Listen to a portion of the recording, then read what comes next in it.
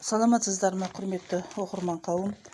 Бүгін біз физика табиғат туралы ғылым, физикалық терминдер, физикалық ұғымдар, физика және техника туралы қысқаша мағлұмат беріп өтеміз.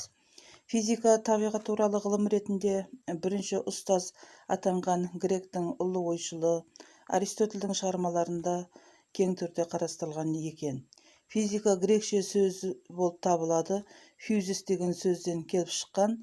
Табиғат дегенді біздің қазақшада табиғат деген мағынаны білдіреді. Бұл сөздің ғылыми мағынасын байытуда тарихта екінші ұстаз атанған біздің ұлы бабамыз, біздің жерлесіміз Әбу-Насыр әл-Фарабидің еңбегі орасан зор болды. Ал Ресейдегі физика ғылымының бастауында тұрған ұлы ғалым Михаил Васильевич Ломоносов та физика ғылымының дамуына үлкен үлес қосқан ғалымдардың бірі. Бұл үш ғалым да Аристотельде, Әбу-Насыр әл-Фарабиде, Ломоносовта әмбебап білімдері бар ұлы тұлғалар болып табылады.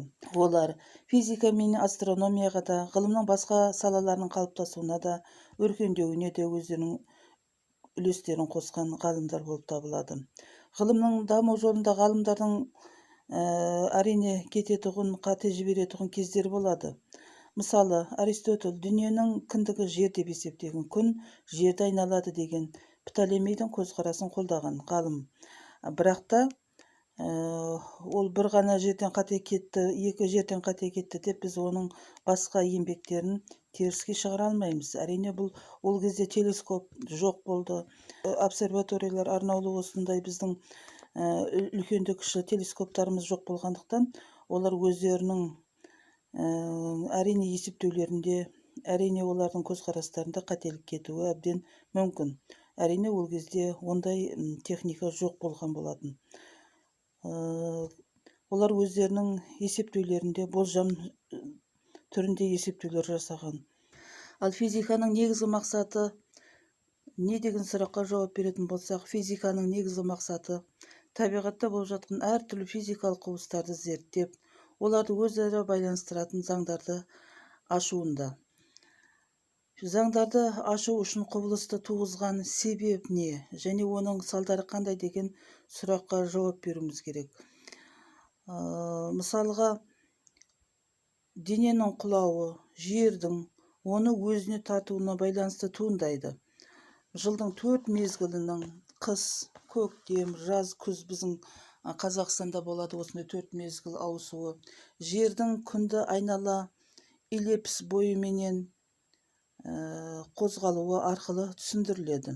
Бұл мысалдардағы 4 түрлі табиғат құбылыстары аталып отыр.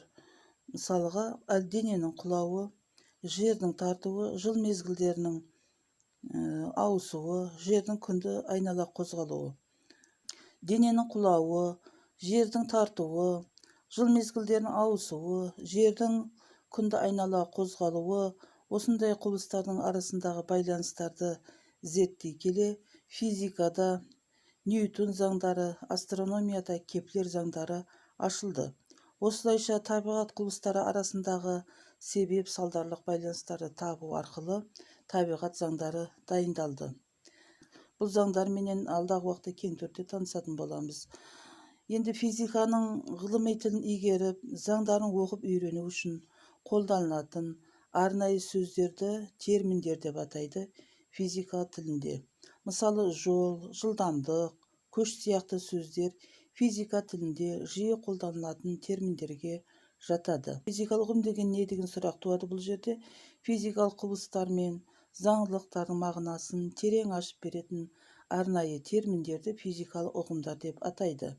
Мысалы, физикада материя, дене, зат сияқты ұғымдар жиі қолданылады. Бұлар физикалық ұғымдарға жатады. Әлемде не бар болса, соның бәрі материя деп аталады физика тілінде. Мысалы, материяға өсімдіктер мен жануарлар, ай мен күн, жұлдыздар және олардан тарайтын сәулелер жатады. Физикада материяның екі түрі бар. Бірі әртүрлі заттар, екіншісі әртүрлі сәулелер.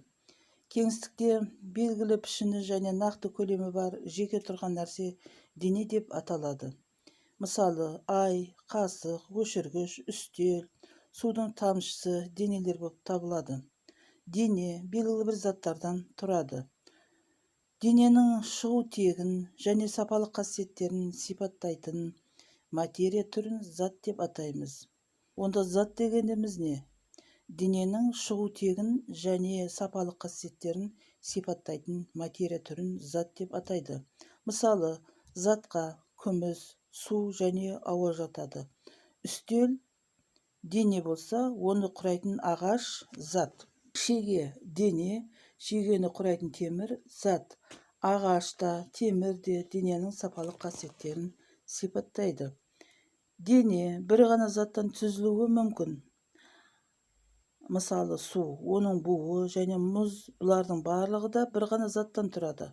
Алайда бір тамшы су мен мұз кесегі дене деп қарастырылады да, бұл тек зат болып есептеледі.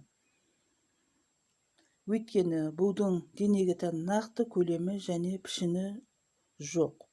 Егер барлық денелерге нақты көлемді иемдену міндетті болса, бу мен әртүрлі газдарға мұндай талаптар қойылмайды. Газдар да дене емес зат болып табылады.